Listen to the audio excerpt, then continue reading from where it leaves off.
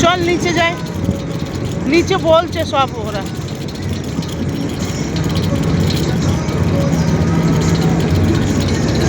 দেখো আমরা বোটে সফর করছি,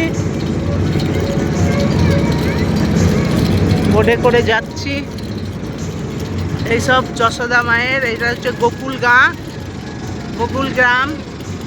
খুব সুন্দর জায়গা, শ্রীকৃষ্ণের জন্মস্থান দেখে আসলাম মথুরাতে, কংসের কারাগার। তোমাদেরকে তো ওখানে তো মোবাইল অ্যালাউ নেই, যার জন্যে বন্ধুরা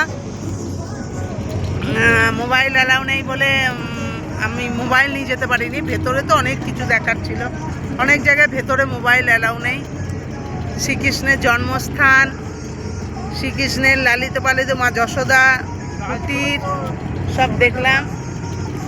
আর এই যে শ্রীকৃষ্ণ এই যমুনা নদীর ধারে যে গাছ, সব এই গাছগুলোতে লীলা খেলা করেছিল সখীদের সাথে। এই যে সব গাছগুলো, নিধিবন।